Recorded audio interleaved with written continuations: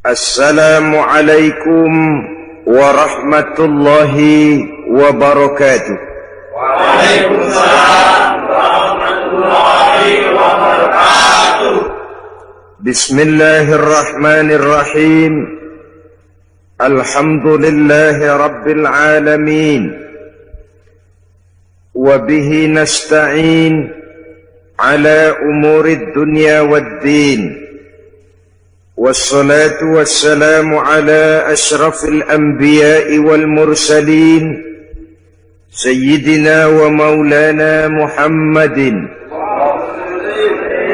wa ala alihi wa ashabihil mujahidin at-tahirin, amma ba'du.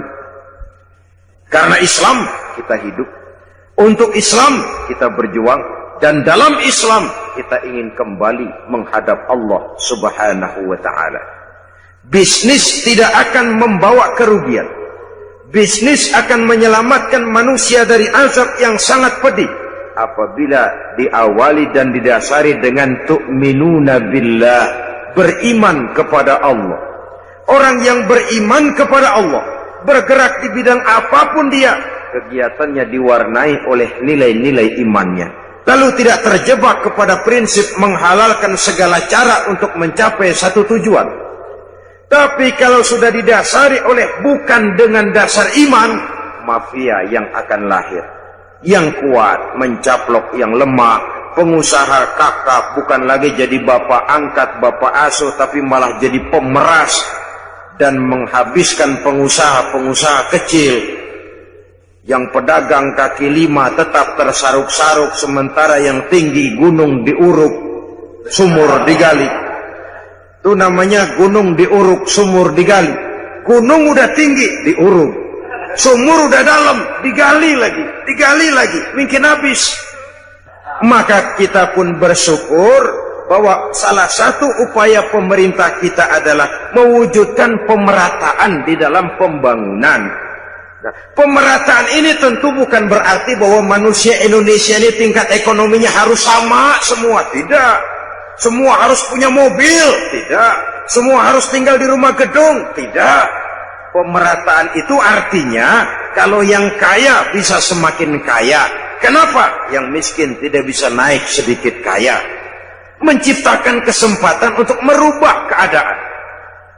Bukan berarti manusia Indonesia standar ekonominya mesti sama semua.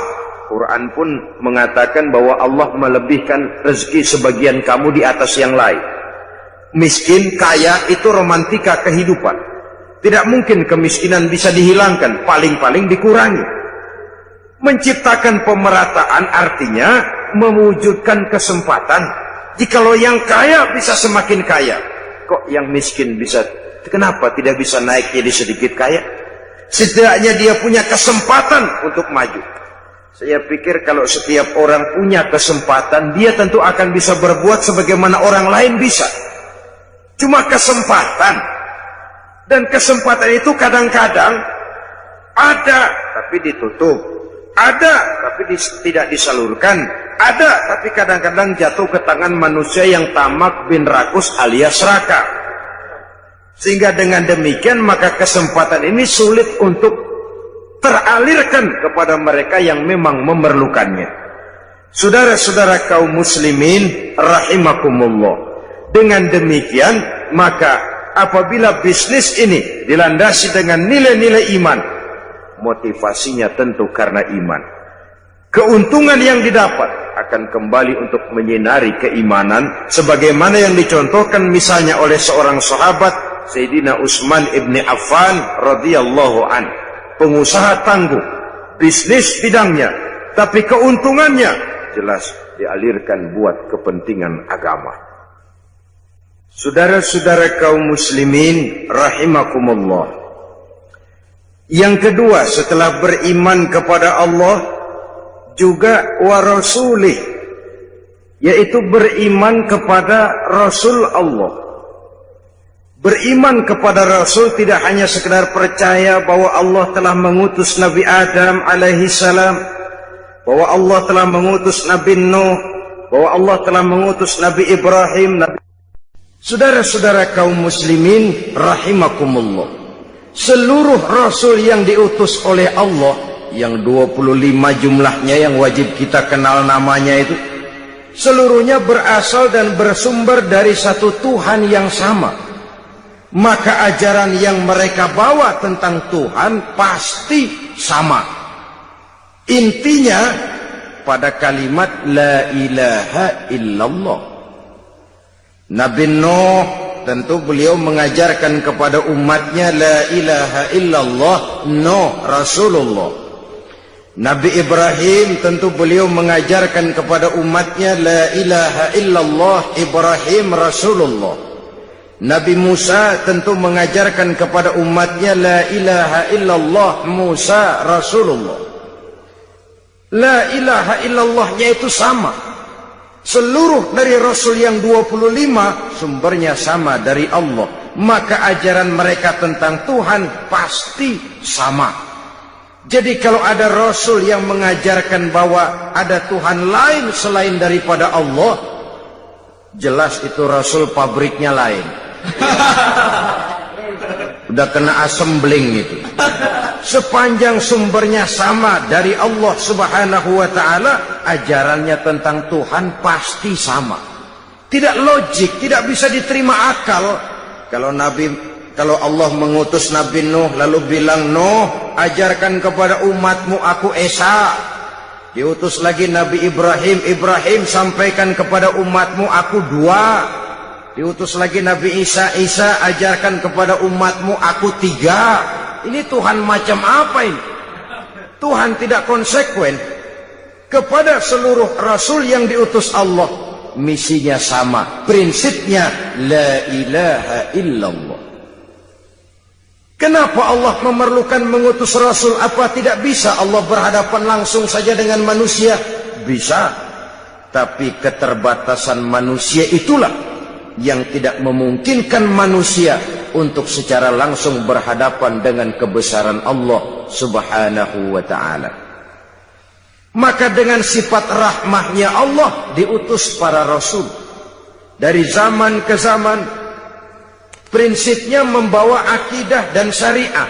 Akidahnya sama, syariatnya yang berbeda, sesuai dengan situasi dan kondisi yang dihadapi oleh umat di mana Rasul diutus. Jadi tidak hanya cukup sekedar saya percaya bahwa Allah telah mengutus Nabi Nuh, Allah telah mengutus Musa, Ibrahim, Dawud, Sulaiman, Isa dan lain sebagainya, tapi mengikuti ajaran dan petunjuk Rasul yang diutus kepada kita. Sejak Nabi Muhammad sampai akhir zaman, petunjuk beliaulah yang berlaku. Jadi kalau kita hidup di zaman sekarang mengikuti syariat yang dibawa oleh Nabi Ibrahim, kedaluarsa, terlambat.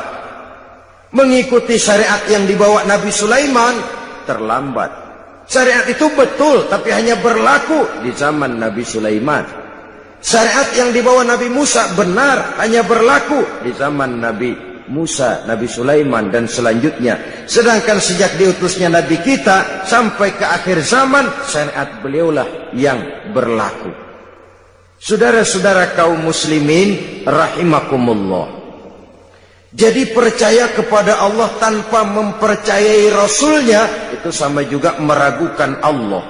Karena itu tidak bisa dipisahkan satu dengan lainnya. Beriman kepada Allah, beriman kepada para Rasulnya.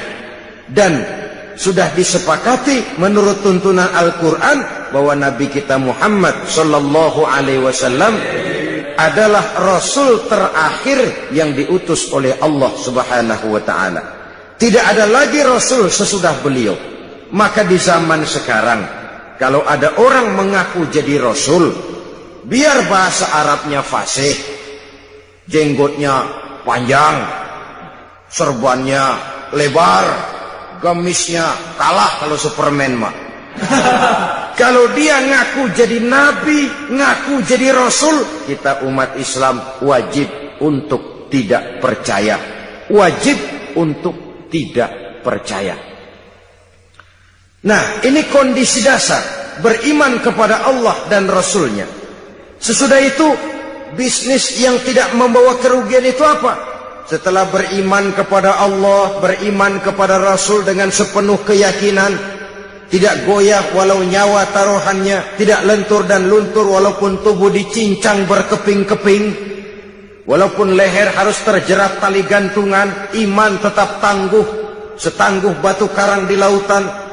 Biar tiap hari diterjang ombak, dikikis gelombang, namun dia tegak tegar berdiri menyambut hantaman sang gelombang.